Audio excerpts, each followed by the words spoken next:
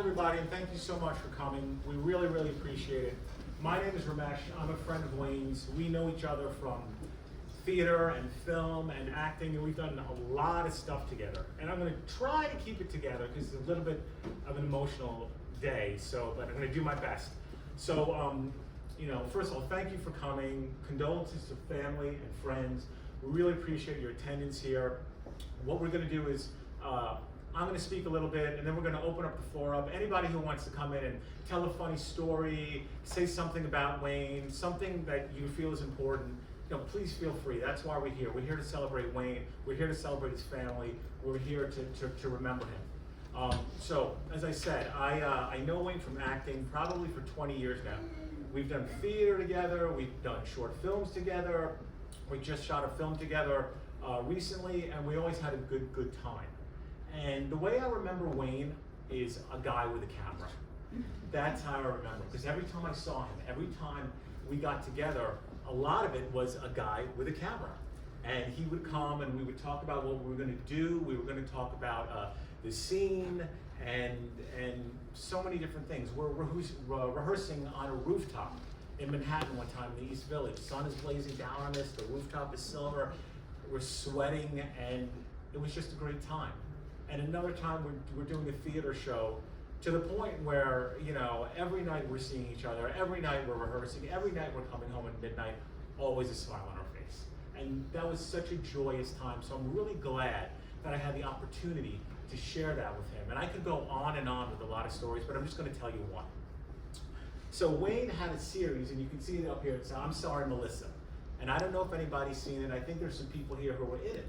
And I was fortunate enough to be in it, and we had an episode. And like all actors do, whoa, my scene, what are we gonna do? We talk about it, and he wanted to keep it loose, right? He wanted to keep it not rehearsed, improv it, said, great, okay, fine. But of course, in my head, I'm like, well, what am I gonna do? What am I gonna do? And what ends up happening is he comes over to my house, and I'm like, how are we gonna do this? Is it gonna be in Prospect Park with the trees behind me? Is it going to be black and white close-up, some art house cinema? How are we going to do it?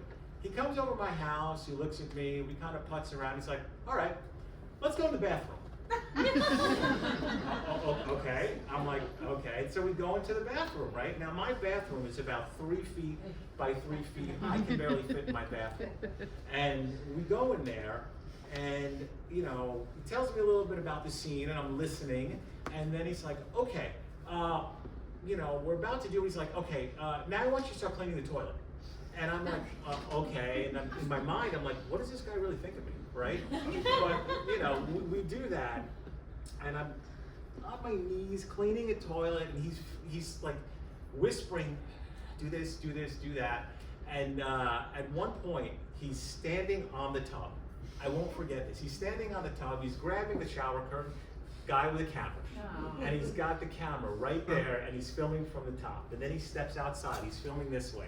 He's filming up, down. In that little 3 foot by 3 foot space, he got so many shots that it was great. It was just absolutely great, And he put the video together, he put it on Funny or Die, and we got funny, we got like a decent amount of funny. And it was just a nice memory, and every time in my bathroom, it's a little weird, I'm not gonna lie, because I go in and I'm like, yeah, and so it's just a funny story and a really nice story, and it makes me glad that I got to share it with Wayne, and to share that joy with him, and to share that we're chasing a dream together, and there's nothing better than that. And I got to do that with him for a little bit, and it just makes me very, very happy. And that's why I always think of Wayne as a guy with a camera. So anybody else who'd like to come up and share something, any type of story, we know, I'm looking at you, Williamson, I know we've got a lot of people here, and I know people want to share. So anybody who would like to come up, this is a time, and just, when everyone is done speaking, feel free to come up next. So thank you so much. Thank you for being here. Thank you.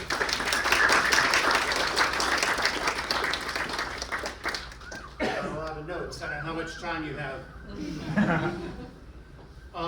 My name is Mark Williamson, and I've been a friend of Wayne's for a long time. I'm not going to get very far into this. Wayne will think this is very corny, but I'm going to tell a little story. I'm going to title it Risk. Some of you have seen the board game Risk back there, which I gave him. I got it from a friend. I didn't buy it from, I'm just gonna put that out there. So when Wayne was gonna turn 29, we were walking together in New York City, and we were talking about that game Risk and how much we loved it as kids. We didn't play together. He was in Massachusetts, I was in New York State, but we reminisced about that. And he said, you know what, that's what I want for my 29th birthday. I want to play Risk. I want you to put a game of Risk together. And so I did, but I'm going to get back to that. And that story actually may involve some of you, hopefully tonight, which I will get to, hopefully. So in 1998, I was traveling from New York into the city to take improv classes at Chicago City Limits, and Wayne was in that class with me, and we became friends. He was very nice enough to offer me a place to stay so I didn't have to travel back upstate. He had in his apartment, this was on like 10th Street, maybe between 1st and 2nd Avenue. I slept on a massage table, which is fine. It was actually very comfortable. He said, I was like, are you trying to become a masseuse? He's like, yeah, I think I'm gonna try that, what his motives were, I don't know. He never became a masseuse, so I don't know. He just wanted to rub me while I did. So there's people in that class who formed a group. And we started doing improv at a place called the New Amsterdam Cafe in Manhattan. We became like their house group. It was called Planet Z.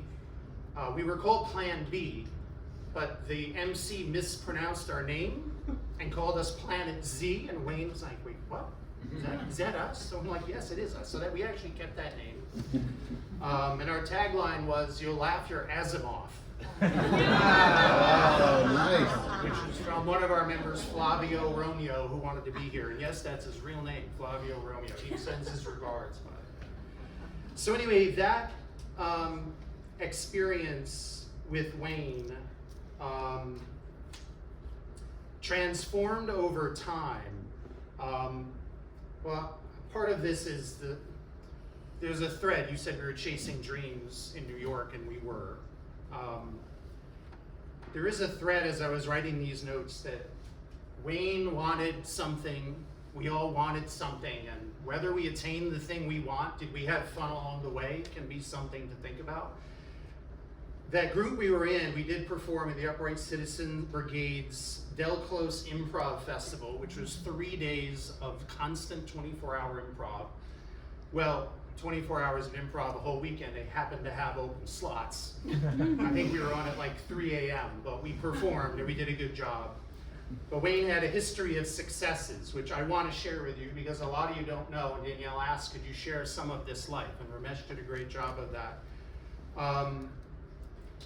But in addition, Wayne and I are both writers. We both wrote sketches, plays, screenplays. Wayne was more prolific.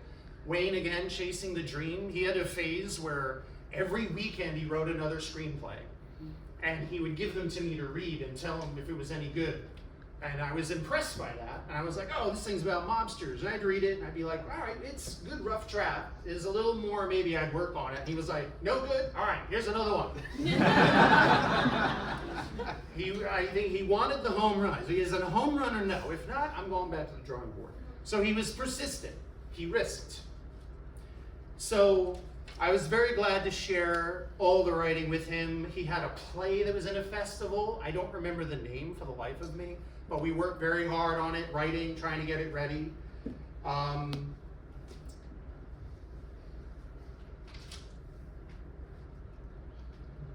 When I had left the city for a bit, and when I was coming back, Wayne said, I've got a new show I'm planning. Wayne always had something up his sleeve.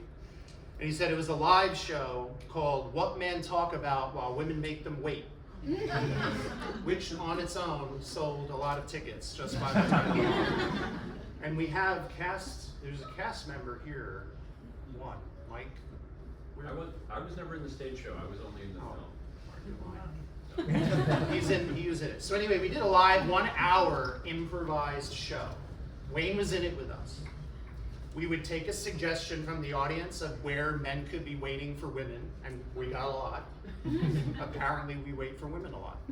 So if it was outside a shopping store or waiting for a Thanksgiving dinner, we would come on stage and for an hour improvise and do scenes. So here's something about Wayne's character.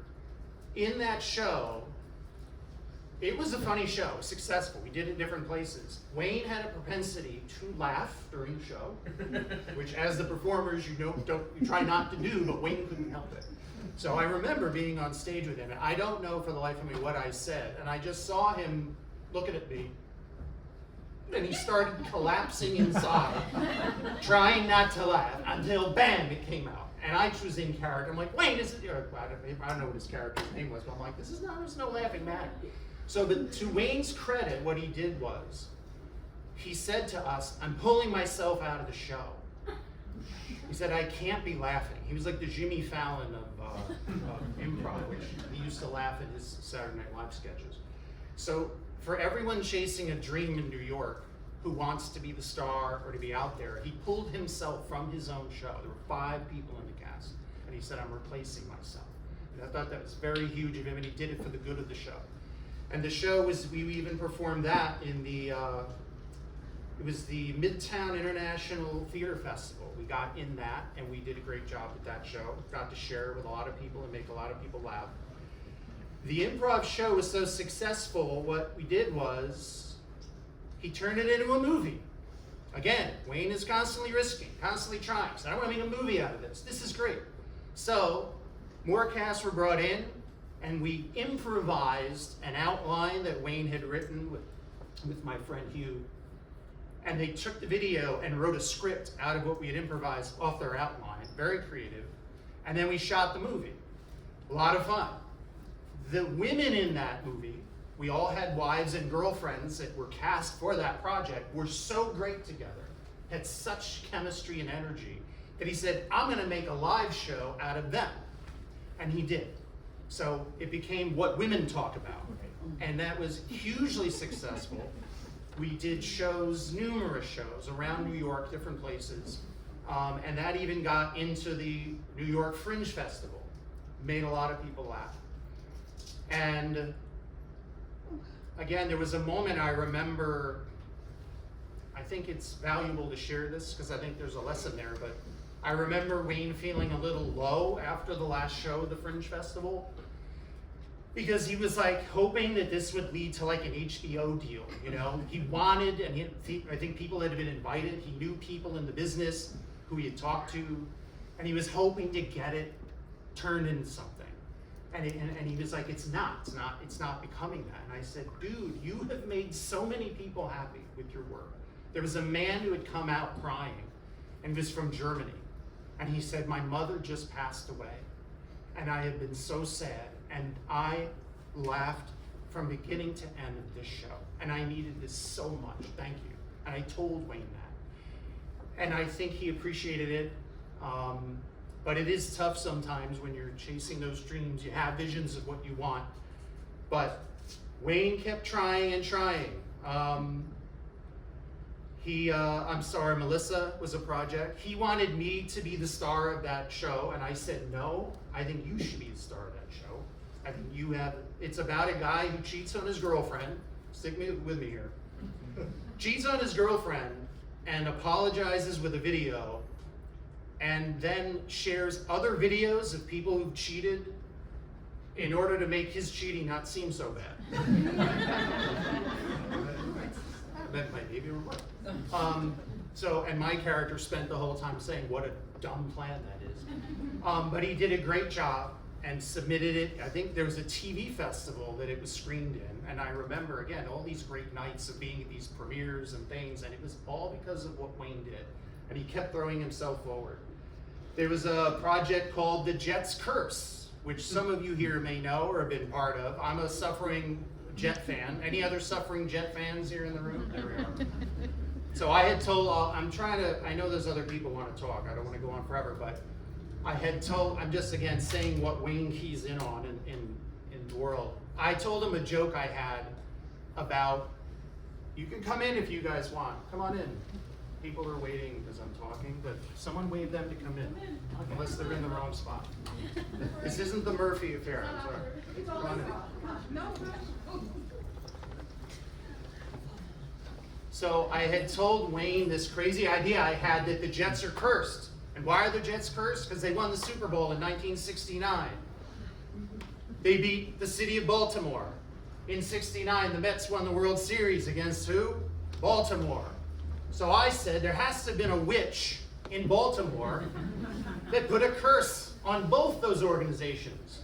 Because the Jets have not even been back to the Super Bowl since. But before you say the Mets won in '86, which they did, they played the Boston Red Sox, who had an even older curse. Babe Ruth went from the Red Sox to the Yankees and apparently cursed the Red Sox never to win again, which they have since. So that was my theory, and he said, I love that. He said, we're gonna do something with that. So he said, I'm gonna make a documentary. And we got a cameraman, Ben Jurin, who's not here, I couldn't get in touch with him. We went to Jet games, multiple Jet games. We interviewed fans, lifetime fans. We went around Manhattan and interviewing people. The project, unfortunately, never came to fruition. We kind of ran out of money to finish the project, but we had a ton of fun making it. And it, again, exemplifies how Wayne constantly threw himself forward, and it was a great time. I don't know if the footage is somewhere. He has the footage. Does he? We have it, we have it. I didn't know if he got rid of it. I have people still asking me about it. So these are the lengths that he went to with this project. I was contacted by a sports writer from the New York Post. I don't remember, do you remember the name? Was it Vissi or Vicey, some guy with a V? There's someone who everybody knew, and they're like, you talk, what's it? Mike Bessie. Mike Bessie. So I don't know if any of you know him. So they're like, you talked to Mike Bessie? I didn't know who he was, sorry. I mean, I follow sports, but not that in depth. He interviewed me about it. I was on ESPN Sports Radio. He arranged that. Wayne was in the little booth, and I was in with the two dudes. I don't remember who they were. But I talked to them about this crazy idea, and they were like, you know, when you first came in here, I thought you were going to be crazy. But you're not. You're not crazy. I was like, I'm not crazy. They're cursed. Wayne also arranged a meeting with a witch. I'm serious. I couldn't find the newspaper article, but there's actually an article. So we went and interviewed her. And we were like, what do we got to do to break this curse? And she told us, you have to go to a crossroad, which I was like, Times Square. That's a perfect crossroad. The roads cross, which is like an old, like the Native Americans that lived there, their roads crossed right there, by the way. That's true. So I'm like, that's a crossroad. That's an ancient crossroad. She said, you have to have some kind of candy or mints, like a gift. I don't know to who. I don't know. It's kind of terrifying. So we bought mints, like those round mints that come in cellophane, and they're green and white striped for the Jets. And I don't know if we had candles. Who was there for that? Steve was there. Whatever we did, we gathered in Times Square. I stood on a thing, and I don't know what I did. I didn't like enchanting, whatever. It clearly did not work. I don't know what I did wrong, but they're still cursed if you're not following. But these are the lengths that Wayne went to. I actually conducted a witch ceremony in Times Square. Thanks, Wayne. The other thing I meant to say about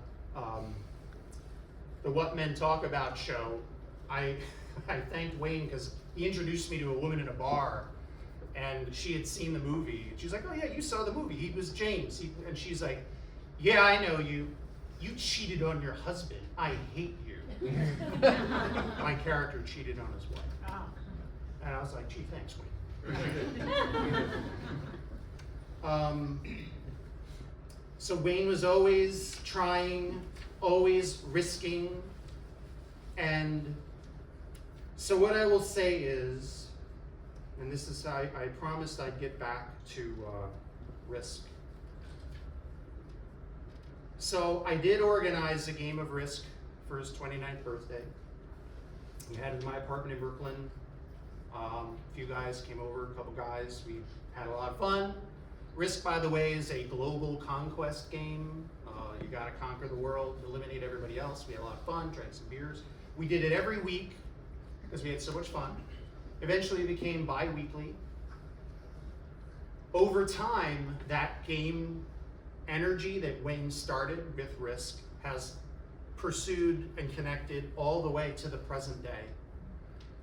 Members have come and gone. Some people in this room have joined the group and left. There are other members here now, raise your hands, that's Carlos, Dave Denning, and Steve. The fact that we have continued this, we do a FaceTime call. During COVID, we started doing that. It has meant the world to us, and Wayne loved it. And the reason I bring all this up in addition was that the Monday before Wayne passed, we were online with him. It was our time to game, and usually on the day that we're gonna game, one of us says, hey, are we meeting tonight? Sometimes we can't. And Wayne was the one who pushed. He was the first text, are we meeting tonight? So we had a great time, and we played a game that Wayne loves. It's a newer game, it's called Flip 7. Have any of you played it yet? Okay. Well, this is where I said you guys will be involved if you would like to. Even that night, Wayne said, this is the perfect game. It's a card game. It's similar to Blackjack. I'll be happy to tell you all about it. It actually sold out. It's nominated for Game of the Year. It's sold out on Amazon. They restocked it. It's sold out. It's easy to learn, easy to play, and fun. He said, this is the perfect game. Not too hard, but fun and fast.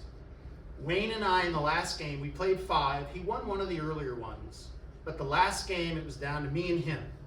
If you hit 200 or higher, the game will end. Wayne and I pushed it way above 200 in a way I had never seen before. I played it a bunch. Wayne kept risking. Wayne kept you get a hit with another card, or you bust, or you stay, just like Blackjack. Wayne kept risking. Wayne kept taking cards, and his score went higher than mine. I had to hit to meet him. He went again. I had to go higher to meet him. It was this duel of fates that came down to me busting and Wayne winning the game by 4 points. So obviously we had no idea what would take place, and I have felt some bit of joy that he was able to share that with us, and we were able to share that with him on this last night. And so if the time is right, I know people see board games and are like, what is this about? Wayne loved board games. I loved them. We shared them with him all these years. So I was going to say that with the guys from our group, if anyone would like to learn that game and play it, I know that might seem weird and you don't want to, but I'd be happy to teach it to you back there when everyone's done talking and if we're back to conversation. I would be honored to share that with anybody. It's a fast game, 15, 20 minutes just to get a taste, or just watch. So anyway, Wayne is too large a figure in life to be gone. Even in the past when Wayne wasn't online with us, if he couldn't make it, we knew what Wayne would say. In every instance, we quote him. So that's not gonna stop. But he will be missed. And we love him. And we'll all just do our best to remember him and keep him alive in our hearts. So thank you very much.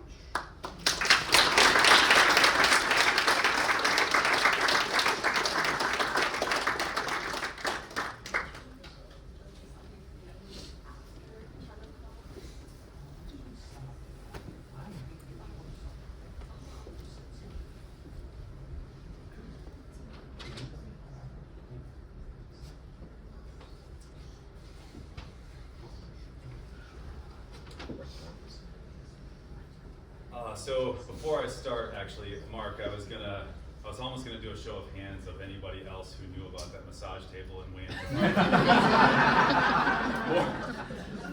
He still has it. He wouldn't get rid of it ever. It's in a closet. More than a couple people have slept on that when they went to see Wayne in New York. My name is John, and I'll say most likely, besides family, most likely, I'm pretty sure I've known Wayne the longest.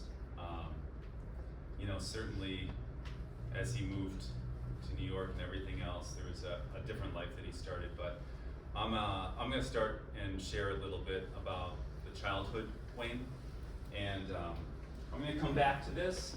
And Mark, I'm glad you went first as well with a lot of notes because it's coming. So I'm going to come back to this. I have my own thing that I'm going to talk about. A little prop.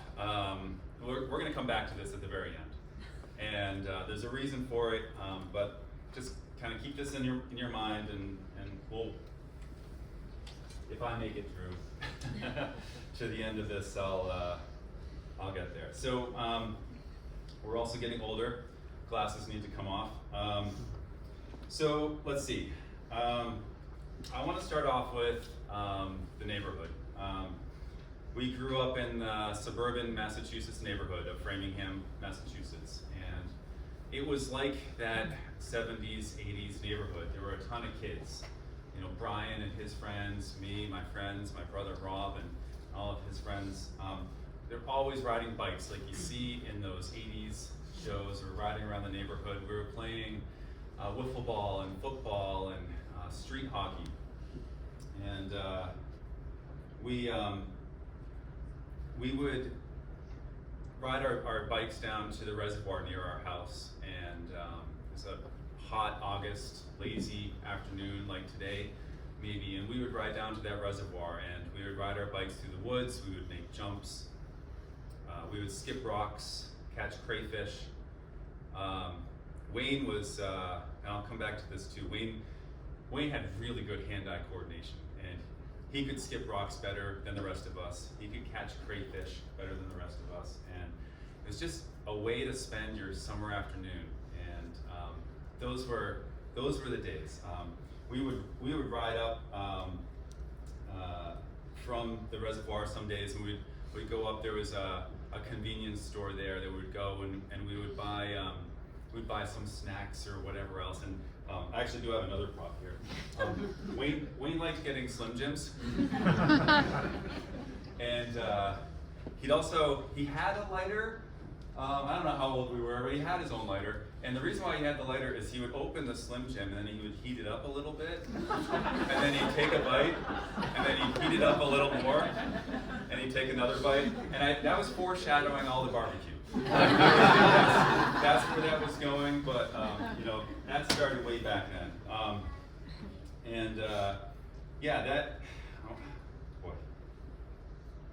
We would, in order to hang out, we would swing by the PARILLO house, and that in and of itself was always an adventure. More often than not, it would be 50-50 about whether Wayne was chasing Brian around the yard with a hockey stick, or Brian was chasing Wayne around the yard with a hockey stick. They loved each other like brothers, and they fought like brothers, and that's what it was like too. We would, we'd play video games, board games. We would swap our baseball cards. Sometimes when I would show up, and this didn't matter who it was, right? Sometimes we would show up, and Joe would have something for us to do. And maybe it was the trash or helping with the laundry, but I kid you not, there was one day we showed up and we laid the living room carpet. Do you remember that? Oh my goodness. And it worked all around the neighborhood. When Wayne came over our house, happy to help out and just do whatever around the neighborhood. That was the kind of neighborhood that we had, and those were the kinds of kids and friends that we had then. And it wasn't for nothing as well. There was one time I remember in particular that Joe, you said, "Hey, let's go to the beach. We're going to Gloucester."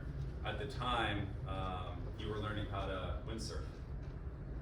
I think you remember this story, but we got in the car and we drove from Framingham up to Gloucester, and this is a decent drive. Drove up to Gloucester. And Joe goes out and he's doing his windsurfing lesson, and Wayne and I are kind of left to our own devices on the beach. Didn't take long for, it must have been 12 at the time. A couple of girls our age chatted us up at the beach, and we're thinking, hey, all right,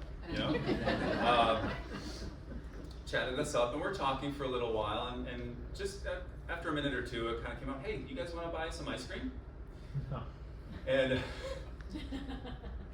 we're kind of talking for a little longer, hey, how about that ice cream? And finally, after a little while, we relented, and we bought them ice cream, and they stayed for a hot second. Thank you for the ice cream, boys. We'll see you later. And we learned a very important lesson at that young age. And Joe, I think you laughed the entire ride home. Gloucester to Framingham's about an hour. And I laughed the entire way home. And I think that was the beginning of our life lessons, certainly not the end of our life lessons in that department. Yeah, we kind of finishing out the younger years. We had dueling paper routes in that neighborhood, and Wayne had the upper half of the neighborhood. I had the lower half, and he had a few more houses, but they were closer together, and mine were just, it was a little farther away, slightly longer route by riding my bike, but you know, we could race, and kind of that competition, right? Gotta try to beat Wayne, and he would try to beat me, and back and forth and back and forth, and it was close most of the time. And then Wayne started really winning, and I don't mean like a little bit, but he started kicking my butt, and I couldn't figure it out for the longest time. Until finally, Rob said, "Hey, I think he's riding his ATC." The PARILLOs had a little motorized three-wheeler that Wayne decided he'd repurpose to deliver his newspapers. And he would whip through the neighborhood, up the driveways, up the walkways. Thankfully, he couldn't take it up the stairs. And he would deliver newspapers to the route. He was done, full stop, 15, 20 minutes before me. And that was that level of competition that he always brought to each and every game. Maybe thinking about that, he was also, you know, he was athletic. I mentioned how he had really good hand-eye coordination. He was a baseball player. He was a hockey player. One of the things he really got into in high school is that he was on the wrestling team, and he was on all 4 years. He was captain his junior and senior year, and he went to states his junior and senior year as well. He was really good. He was really, really good. This is also the time when WWF, as it was called then, came out, and Brian somehow took us into Boston to the Boston Garden, and we got to see all the big names of the day. There was Jimmy Superfly Snuka, Ricky the Dragon Steamboat, Andre the Giant. They were all there. And that was a fun day out, and it kind of finished with typical Boston fashion with a traffic jam and two guys that I'm pretty sure went to the wrestling match because they got into a fist fight on the on-ramp getting onto the Southeast Expressway. Can't make this stuff up. So truly some good times then. Yeah.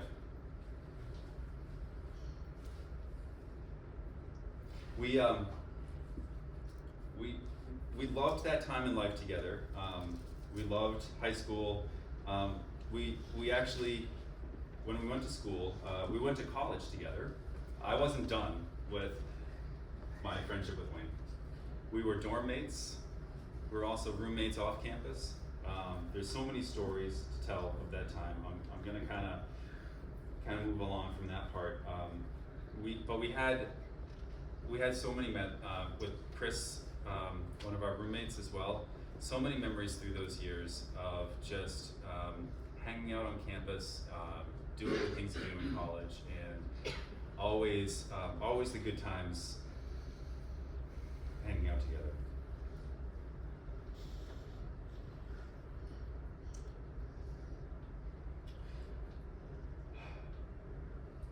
You know, after school, you know, Wayne came down here to New York, and you heard a little bit about his adventures down here. As friends do, you drift apart, you come back together, you drift apart, you come back together, and there's always that touch point, right?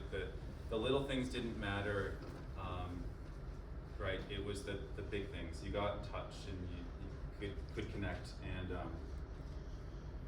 you know, when I met my soon-to-be wife We would hang out, we would talk. I remember going and having the Pisco Sours on the screen porch at the PARILLO's house, and you know, always just a good time together.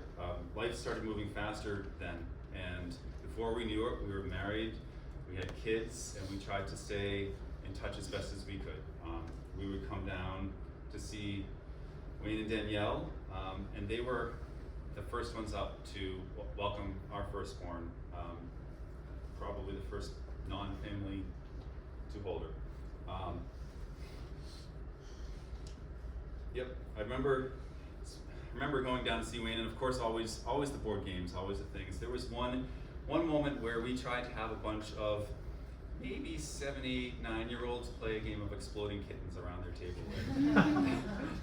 that was mammoth, and that was epic.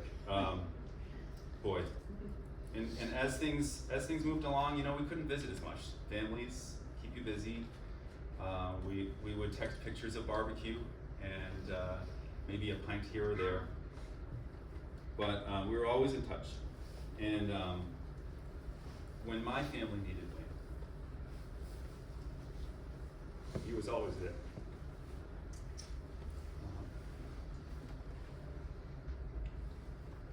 For my mom, for my brother, for my whole family, he was always there. So, I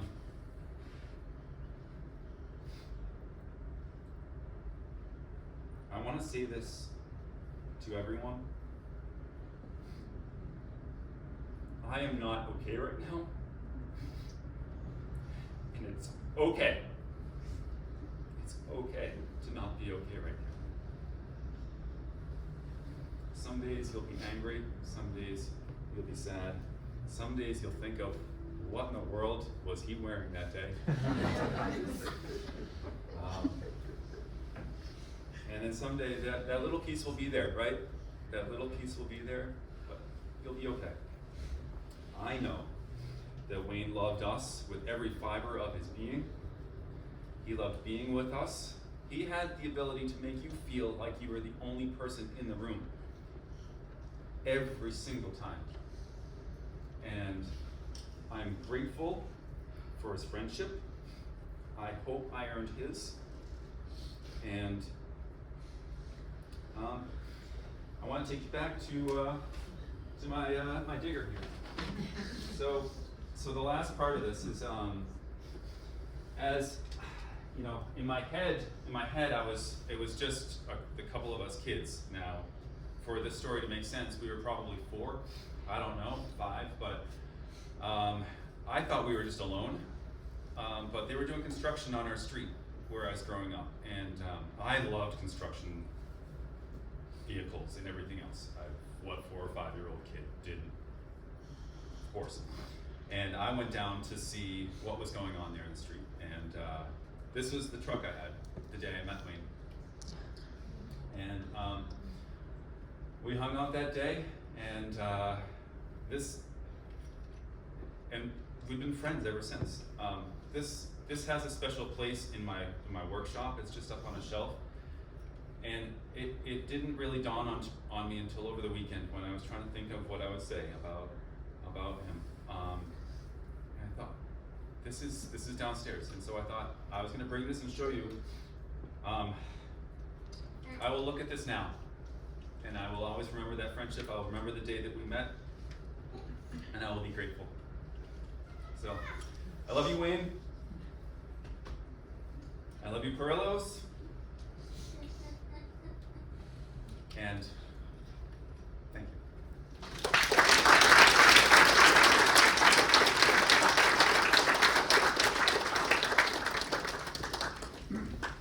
Answer the question of what he was wearing. He was in his boxers at the time. Probably.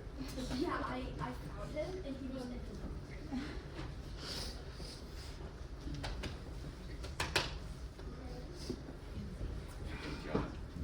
I told you about buying ice cream for little girls. Yes. Oh, I can't believe we did that. So I ran up here because I'm a little brother, and follow on. Like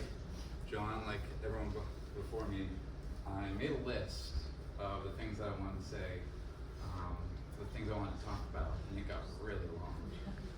And then I started to flesh it out, and I said, well, this is never going to work. But I put some things together. Like John said, I've known Wayne almost 50 years, because you met when you were 4 or 5, so I was only 2. And without a doubt, over my life, Wayne has been the worst influence in the best ways. He's my brother's best friend growing up, and my best friend is from Peru.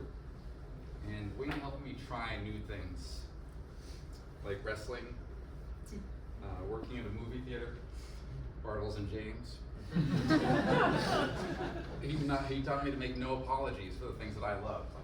Comic books, D&D, Vanilla Roma, which if you didn't know Wayne in high school, he'd come have a whiff. Wayne would put one of these in his car. You're supposed to let a little bit out at a time. He would tear the plastic off, put the whole thing in there, and it would smell Vanilla Roma. It was so strong. He'd come into work at the movie theater and you could just smell it. He loved it, but like Mark pointed out,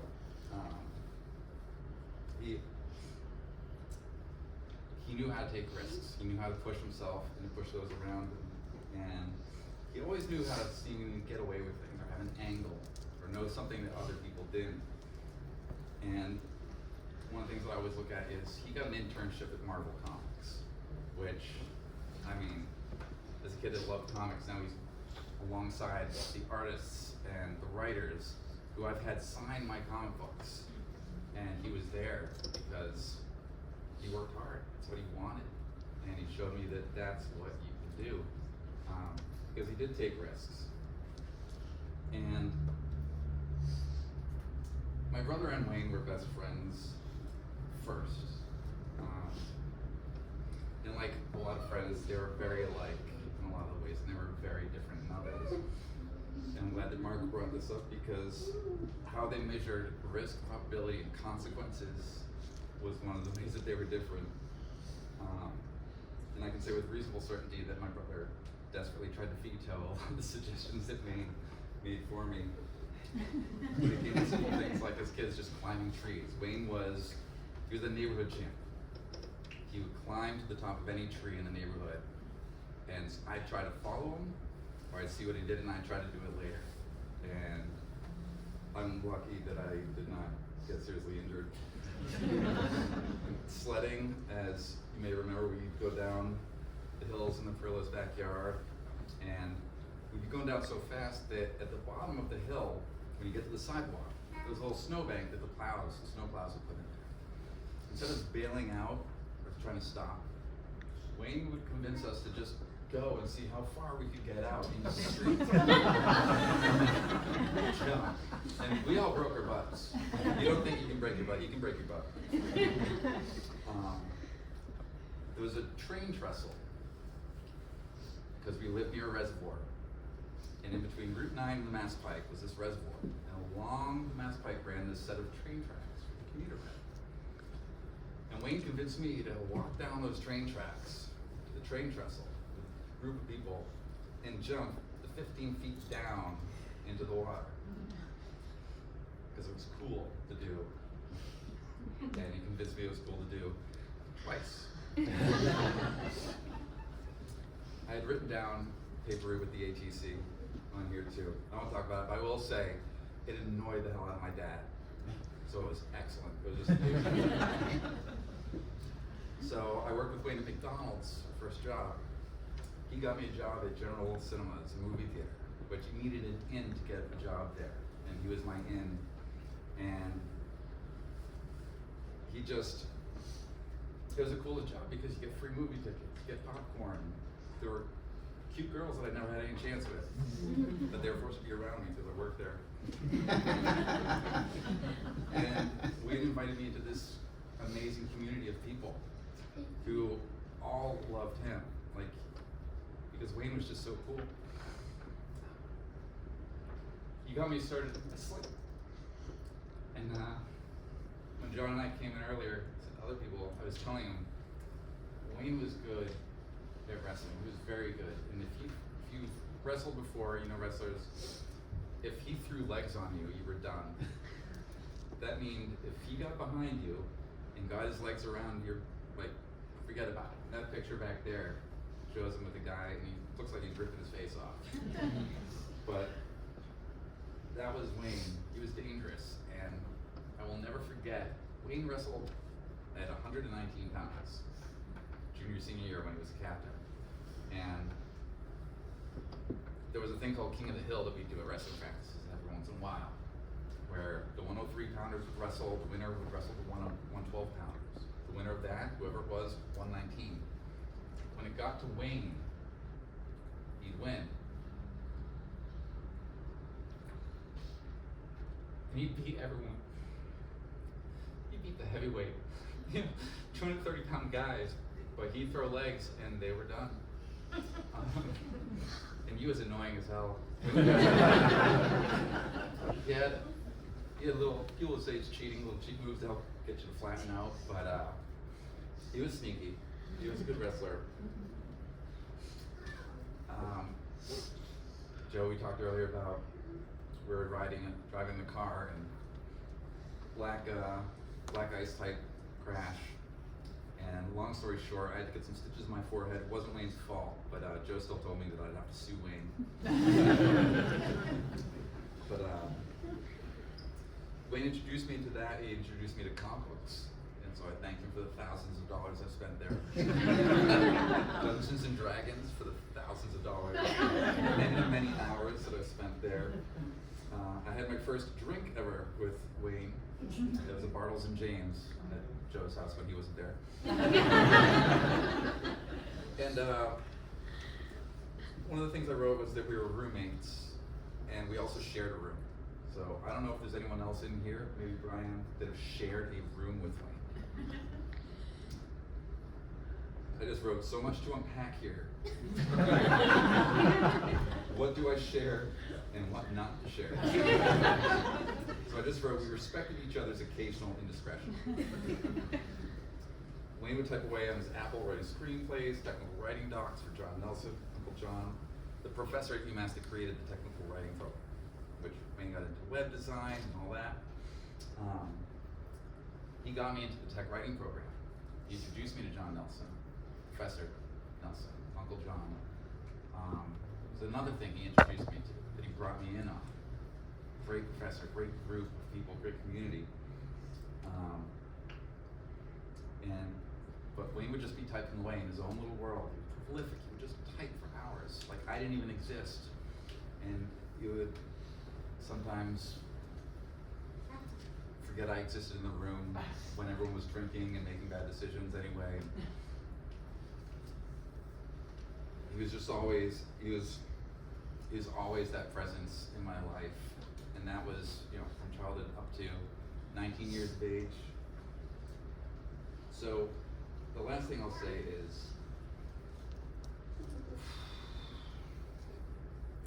I love my brother. He's amazing in everything a younger brother could hope to have. My best friend, my protector, my confidant, my conscience, and a big fan that cheered me on, give me a disc for God when I needed it. But thinking through everything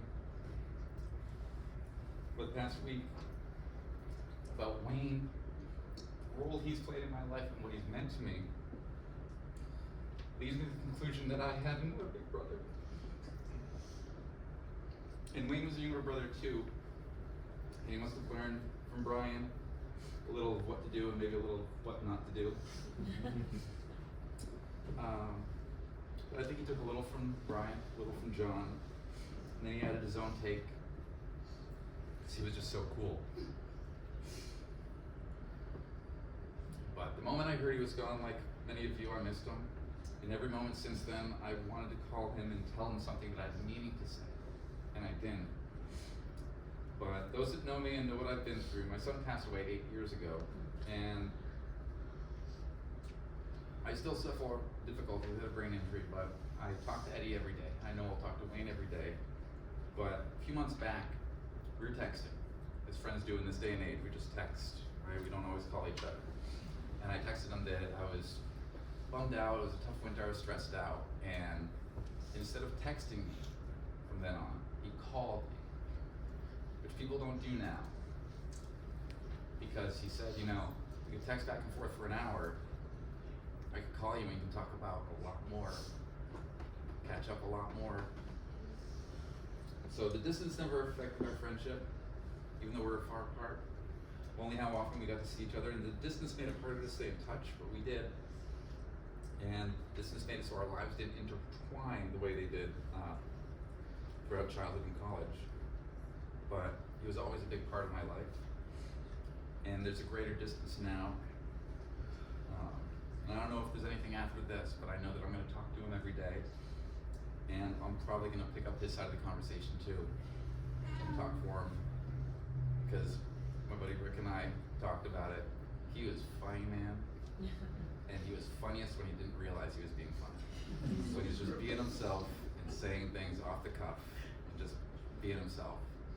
And that's what I'm going to take here and I'm going to live with every day is he was just so cool. He was so fun. And he was like a big brother. So that's, thank you, Joe. Thank you, Brian, for making him who he was and letting him be a part of our lives. So thanks, everyone.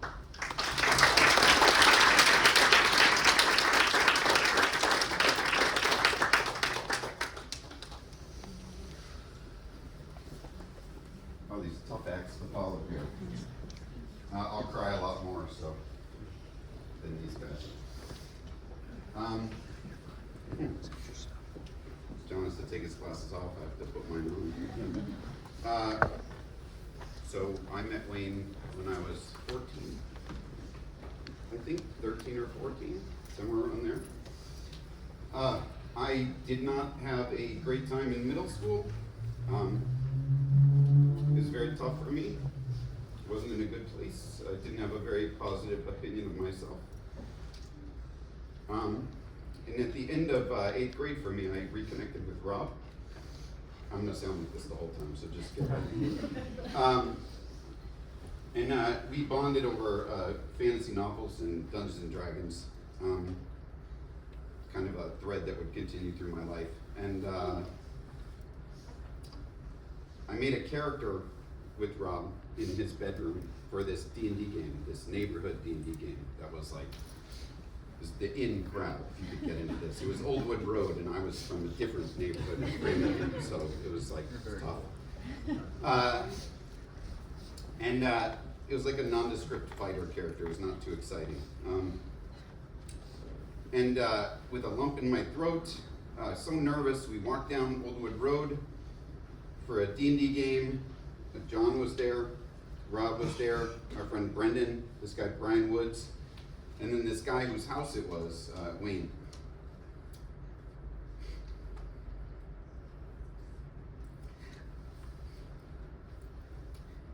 I loved Wayne. He was very cool, but not too cool that made you uncomfortable. He was just cool enough. He had a car that was so cool. And he protected me. He took care of me.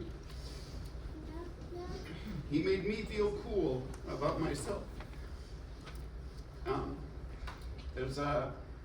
That's one time that these kids were gonna beat me up in school, and you knew that because they came and they said, I'm gonna beat you up today.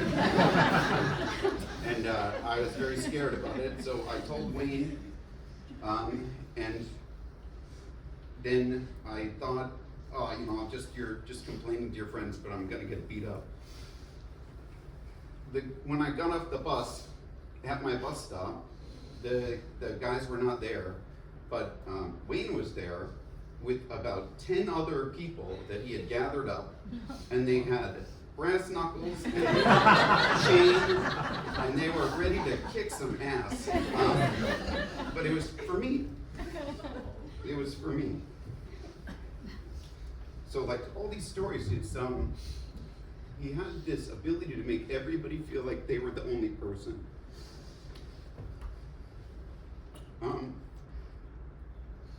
I'm the oldest of three, so just like Rob, it's so funny because as you were saying, I'm like, this is exactly what I've been thinking about. He was my big brother. He took care of me, just like over the last week, just thinking about all this stuff. And the bastard, why did he go and die? Because he's everywhere in my life. He's like in. Sorry. I'll give you a big brother story with Wayne. So we had this play in drama club, which I was in. And after the play, I kind of had my first like flirting with this girl, and we were like touching hands and stuff like that. And this was like very serious, like sexual tension for me, which I had not encountered before. So a couple days after, we were walking along the side of my house to get to the back, because we'd often enter through the back. And Wayne, in a very big brother way, he said, let's see, what exactly did he say? He said, I know someone who likes you. But he didn't say it like that. He said it in a big brother way. He said, I know someone who likes you. Yeah, and he wouldn't tell me who it was. But of course I knew because, the sexual tension. But that was Wayne. He was such a fixture at my house that he would complain to people if they were parked in his spot out in front of my house. And, my mother, who loved Wayne dearly, she on her grocery list, she had snacks for Wayne that she would always buy because he was always at my house. And, his vanilla Roma car parked in front of 13 Travis. We talked a lot on the phone, and he would call me from the bathroom all the time. I'm not exactly sure why, but you could always tell because he was breathing very heavy. And I would be like, are you in the bathroom? And he would say, I'm not in the bathroom. And I would be like, oh my God, I know you're in the bathroom. And this was in the days of the phones with the cords, too. I don't know how long the cord was in your house, but it was conveniently situated, I think. I visited him in New York, and he wanted me to move to New York and live with him there. But I didn't, because I was scared, and I had, just a different set of calculus in my head about what risks I could take in my life. But he didn't have that calculus. Maybe he wasn't good at calculus, but he just would take all these risks that I was always afraid to take. And then he never seemed afraid of anything, of any challenge, of any risk. He was always ready to jump in. He'd write the play or start the news story. And I said this, I was thinking this morning, Wayne was a guy that fell in love with the first draft. He would just write it and then love it and then leave it and then write it again and love it and leave it. We had all of these D&D campaigns. He was our most common dungeon master. And I would say in the grand scheme of dungeon masters, he was pretty terrible at it. But he was prolific. He was prolific, and he could pick up a game on the spot and just start. Oh, you guys want to play right now? Okay, let's go. And all right, here's the scenario. Like I said, he's everywhere in my life. Simon and I, my wife Simon there, were just talking the other day. And I looked up something in my email, and an email came up from Wayne. It was the first search result. And it was, I think, from 2017 or something like that. It was a D&D game that we were playing, and it was this huge backstory. We were emails back and forth about the backstory of my character, who was like a brewer, a dwarven brewer or something like that. And he was like, I've got the best idea for this campaign. And I said, okay. And he's like, this is the way it's going to start. It's going to start the way all great stories do, at a funeral. So like everything was very dramatic with Wayne. I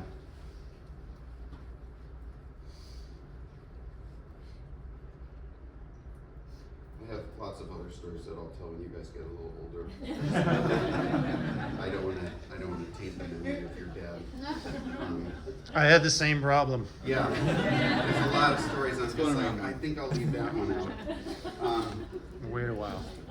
But I really love Wayne. He loved you guys so much.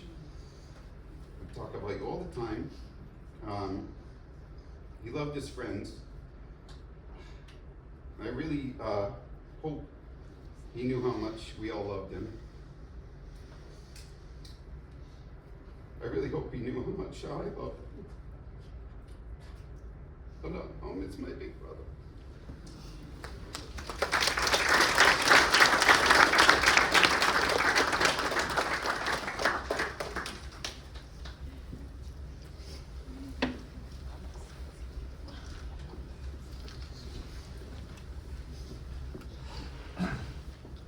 Hi, everyone. My name's James.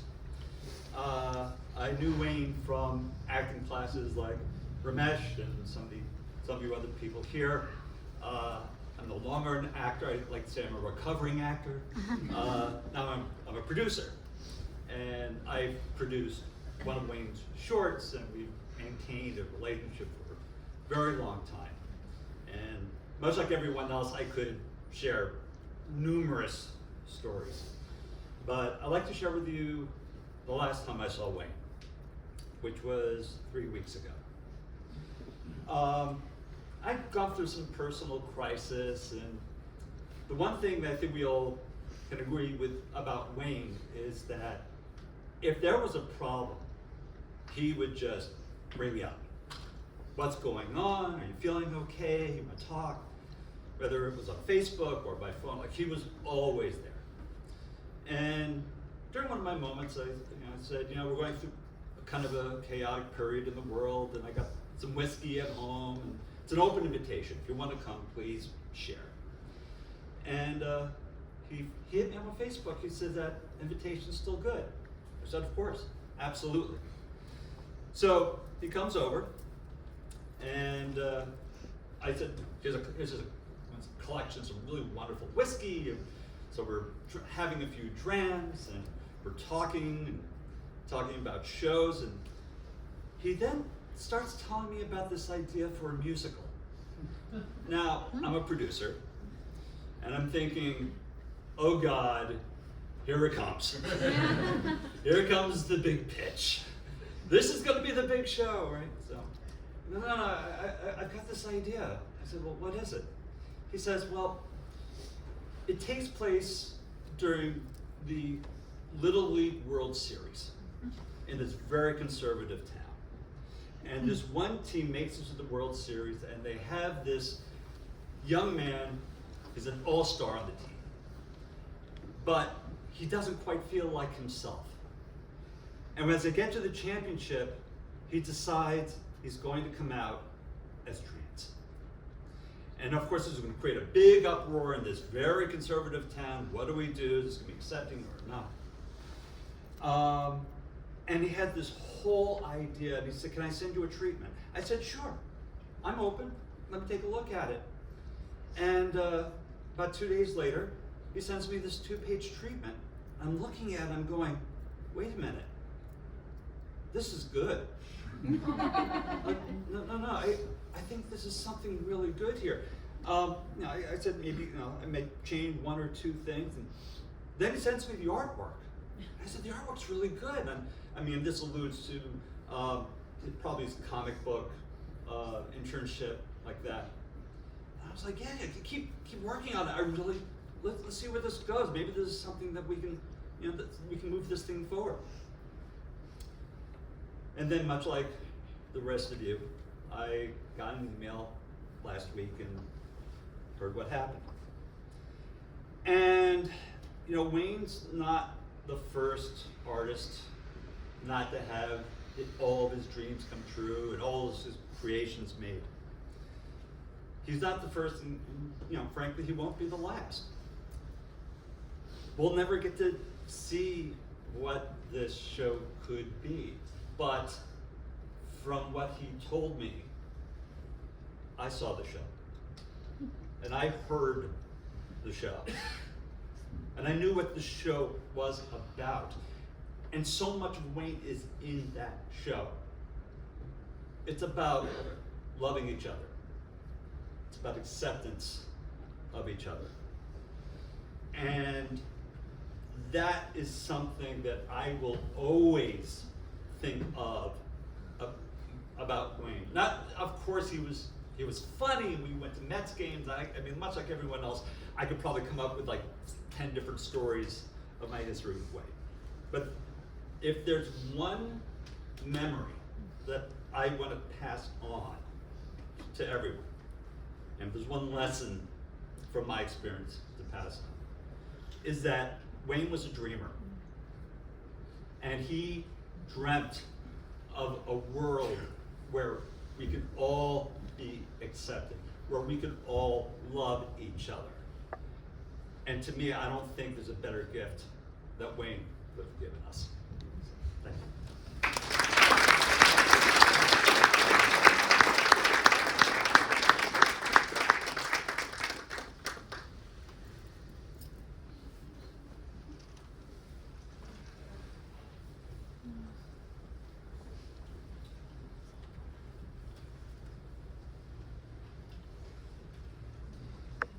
Brought him a sticker I thought he'd like. So it's funny, coming here, you think of the weirdest things, and one of the things that I was thinking was, I am so bummed that I could not bring my snake, because Ripley and Wayne really got along. No, they did. I mean, there was hugging. Lots of hugging. But Ripley the snake finally got a job and moved out, so she was not available this evening. I met Wayne in a monologue class, and there was this funny, sarcastic, kind guy that just lit up a room. And the second that the last class ended, I asked him out, because it wasn't professional, ask him out when we were in class. And our dates were usually, we go to the comic book store together, get our pull drawers, then we go to the half-price sushi place, and just sit there and read comic books, eat sushi, and not talk. It was awesome.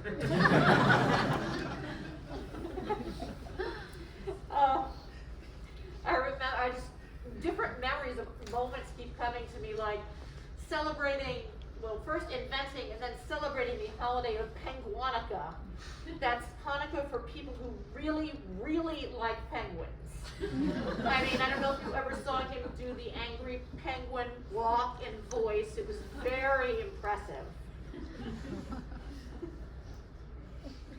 I was privileged to work with Wayne when he was directing theater, as a film director. Jim Simon and I worked on a TV pilot with Wayne.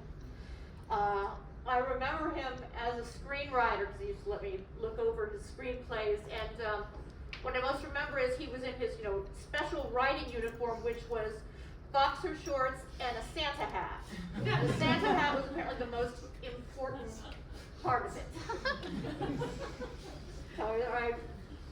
And he really reached out and took risks and wanted to go as far as he could with his work. I had the pleasure of fielding a call from Lloyd Kaufman, who was calling him about a screenplay. For those of you who know B movies and very bad movies, Lloyd Kaufman was the head of Troma Pictures of the Toxic Avenger movies, which we watched together. So that was, he somehow got hold of him, and Lloyd Kaufman was calling him. He brought out the best in his actors, in his collaborators, in his friends. He would just, you saw him in a room because he was lighting it up.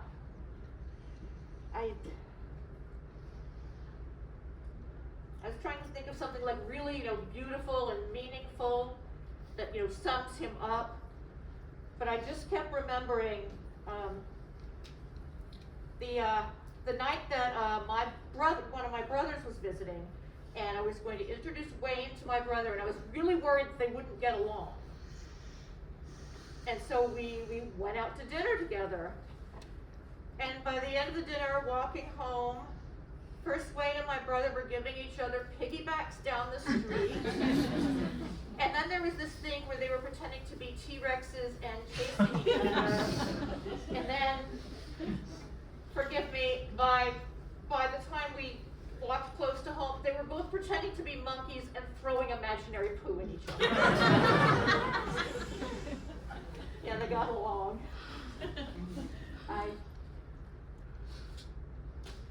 I just never met anyone more alive in the weirdest and most wonderful kind of way.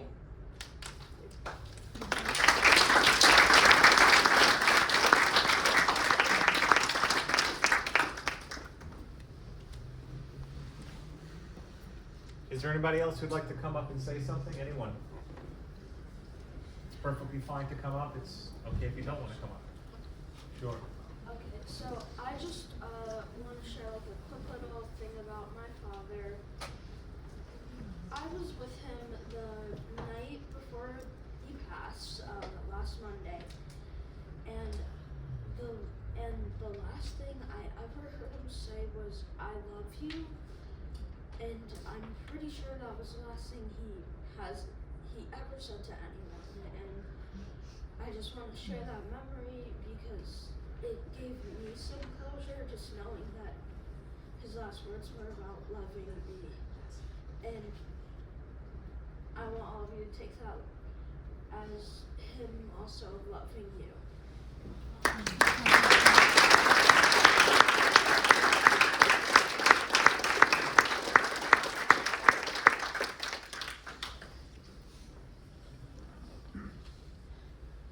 So, I'm William's older brother, and I'll just quick story here. And it was back in 2014. We talked about taking risks. My family and I, we were heading up to Massachusetts to visit Dad, and it was the weekend the Patriots were playing the Jets. So we also met some friends here in Manhattan to watch the game at the local bar that always carried the tax tickets. But that Saturday, we went to Times Square to have lunch, and Violet and Wayne were there, and so there was maybe 7 or 8 of us. We went into the local barbecue joint that was there, and put our names down. So, how long is it going to be? They're like, oh, it'll be about an hour. Everyone agreed? Okay, hour works. All of a sudden, turn around, and Wayne's walking. They walk over to the bar. You sit here. I'll sit here. Bartender comes up. What are you going to have? Milk for her. Wait yourself, sir. I'll have a beer. So a couple of minutes go by, somebody walks over, there all of a sudden chatting going on, stuff like that. He gets up, he comes over, everybody come with us, we're going upstairs to sit. So like 5 minutes into this, he's like, oh, I got this. We'll do this really fast and we'll get there. So it was, the fact that he took that, I'd say that risk, and bring his daughter up there, use her. My dad used us all the time, so obviously took something from that. So just wanted to, say that, and thank you all. So I saw I don't have Facebook, but my wife does, and when Danielle posted what she posted, and everybody who shared stories and love, and stuff like that. It was wonderful to see because everybody, it was essentially the same thing. He lit up the room, he helped us, he was there for us. And hearing the stories here from JT, Rob, and everyone else was brought back a lot of memories and stuff like that. And Wayne he was always there to be with you and to assist. So my heart for my dad as well. and everyone else. Thank you. Appreciate it.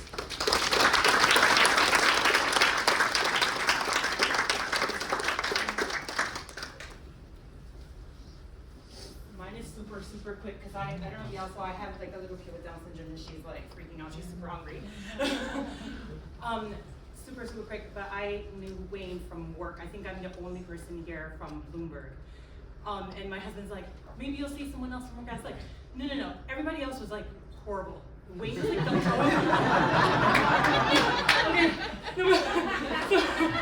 Girl, you know.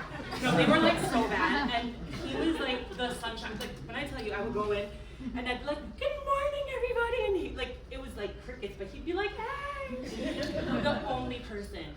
And like, I was pregnant actually at the time when I was working there. I'm like, just going through so much. And like, a lot of things you've heard in the like news media about like the stuff that went down there, it was so true.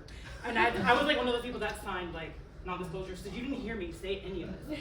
But it was all real. And like, he was the only one that would come to my defense and like make sure that I was okay and like just super not stressed out and like be relaxed, and he'd take me for walks or whatever have you. Like I remember this one time he actually like, he's like, we're gonna go to the nurse and you're gonna take a nap.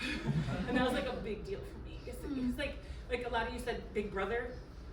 It was like that for me too. He was my big brother. So I just wanted to share like that part and then leave. Like I'm not good with this anymore. So you're all super blessed to have known him. I only knew him for a short period of time, but that time meant so much to me. He was like my support system in that place. So thanks for sharing it with me.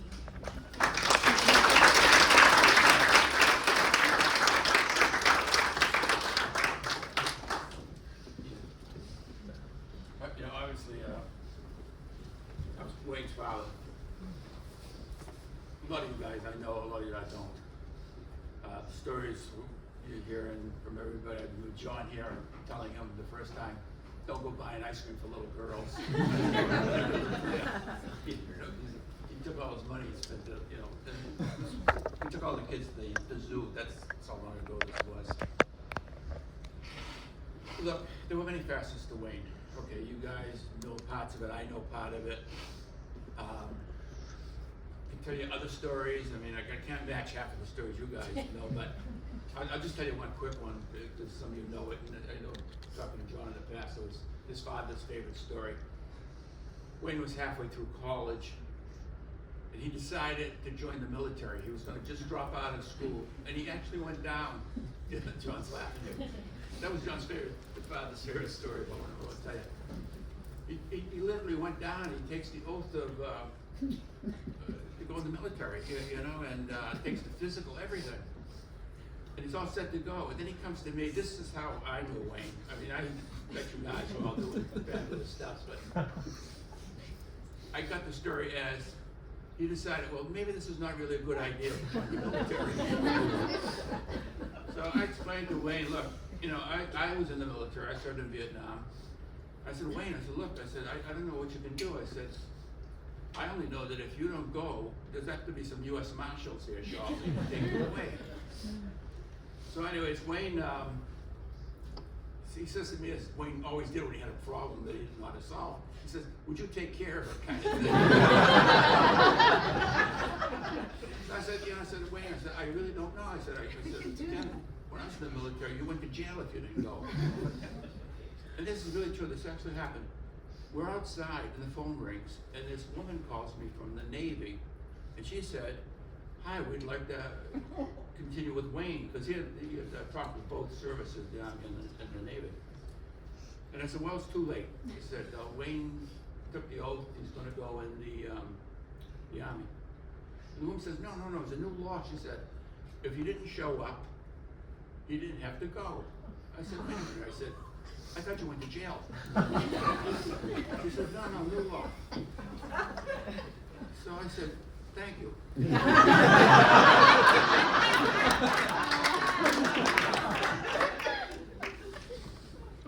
I said to Wayne, Wayne, you're not going to believe this. I said, but this lady called me and she said, you're not going to go to jail. Wayne said to me, would you take care of calling the guy from the Army? So, I said, the truth. I called the guy from the Army, and the guy goes, he said, you were in the military, why can't you convince him to go? I said, no, he doesn't want to go. I said, it's his decision. The guy says to me, he'll never be as good a man and all that kind of stuff. I said, well, you tell him that, you know. So Wayne refused to talk to the guy. It was like, I talked to him, that was good enough. He then went on and continued and finished school. The others of you who went to school with Wayne and stuff, I never knew what Wayne graduated as, really. I just know I just kept writing checks. And again, some of you again know us and don't know us, but he was, when he had a problem, he came to me. Okay, we talked. I went to some of the improvs and when he wrote plays and stuff like that. And I'm going to be honest with you, I never encouraged him. You know, I'm a CPA by profession. I said, can you make money at this? We would go through these things. So a lot of times we had a problem. We talked. But again, I remember when he got his first pictures taken for. When you're going to be an actor or something, you get a portfolio, the portfolios and stuff like that. Headshot. I looked at it, I said, Wayne, you may want to think this over again. So, but he was not discouraged. He was not discouraged. But the last one of the times I talked to him, I was looking at when artificial intelligence came out. I called Wayne. I said, you know, Wayne, this is really interesting. You could get really involved in it. I could not really get him to bite on it until I told him you could write the backstories for Dungeons and Dragons using the AI programs. He lit up to that, and I think he didn't follow that through. Like everybody else, of course, I'm shocked. You know, I want to thank you all. You're all his friends. He was your friend. There's nothing more to add to that. You know, people come and people go. I don't mean to sound cruel or heartless, but you know, every day you're alive is kind of a thankful day. So I want you all to just keep a good memory of him. He was a good guy.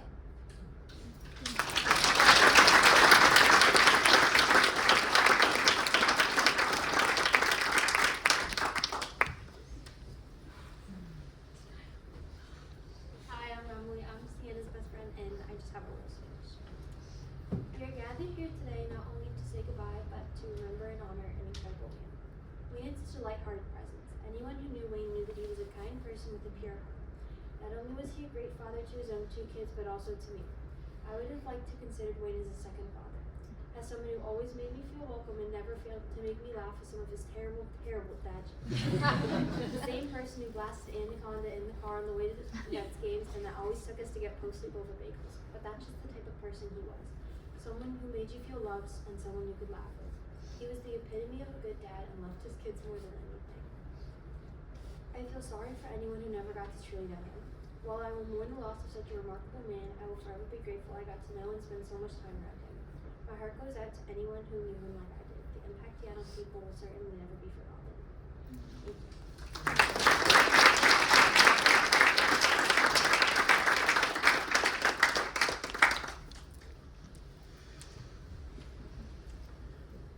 I just want to say that his mother died around the same age as you all, and then I met Joe, and had the pleasure of being. Who said that they were afraid to come to the house? Is that you, Joe? I wasn't afraid. It was an adventure. I just want to say, Wayne, I know you're here, although we can't see you, and we will call upon you, and you better show up.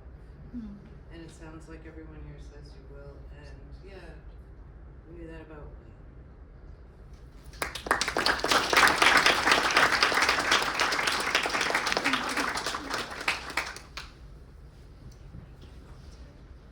Does anybody else have anything they'd like to say or to come up?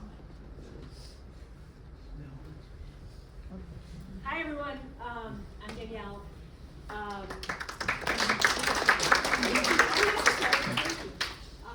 I didn't know if I was going to say anything today, but listening to everyone and the stories about Wayne and how he touched so many people's lives, it's remarkable, you know, and really a testament to the person that he was and is.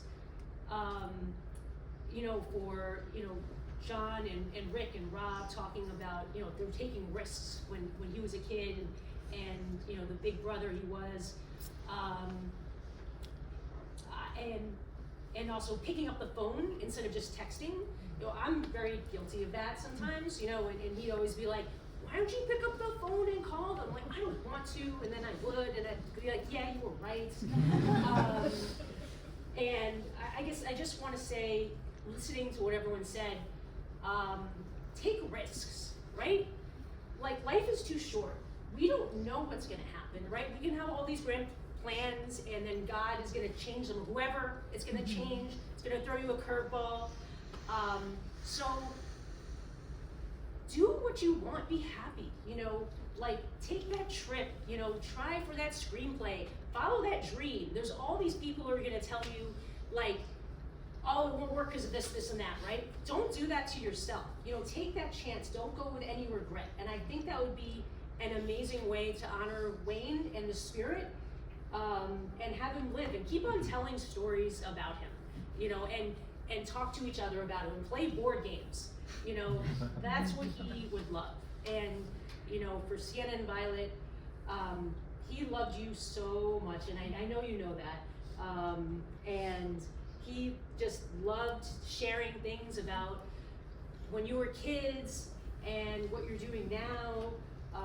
You know, just the other week, like, Violet was power washing the concrete. I sent a picture, and Wayne was like, oh my God. And then Wayne sent me something about how Sienna made dinner. She got these Hello Freshes, and sent me a picture of, like, a meal that she made, and that she tried that and was eating shrimp and everything. And, you know, I'm gonna miss sharing those stories with him, but I still will, of course, because he'll know. And I know he's gonna be in everybody's lives and seeing what's going on with everyone. So keep the spirit alive, take risks, and, you know, chase your dreams.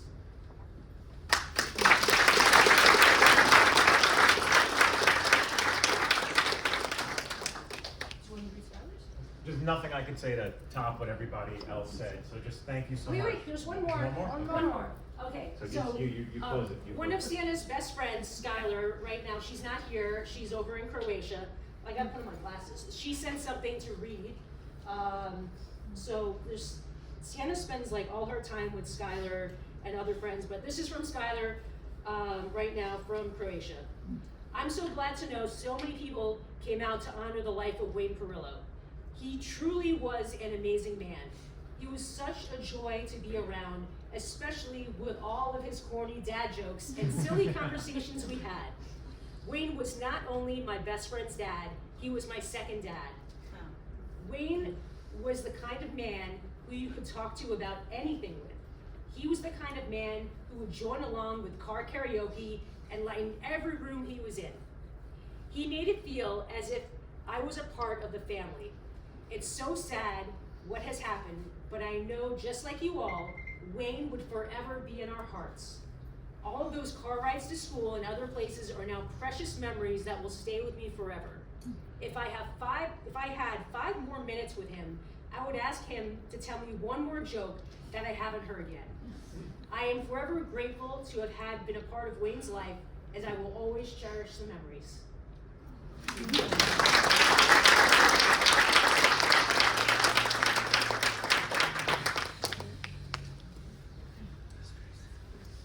I'm not going to try to sum anything up. What was said was incredible and amazing. Thank you, Wayne. We love you and we miss you.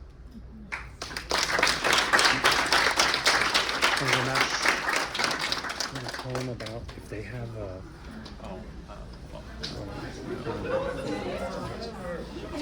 I'm gonna I was going to point out, and I should have said it when I was up there, that I'd love to tell Wayne, I wasn't talking to myself, don't worry, you're celebrating your life.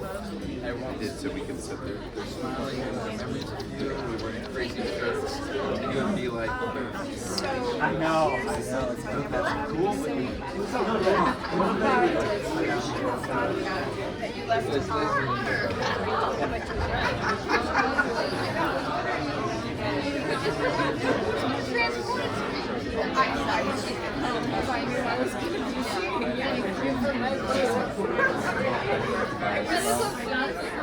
It's so weird, but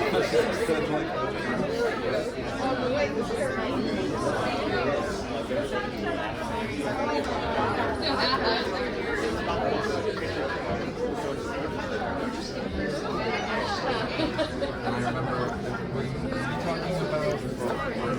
who was talking about the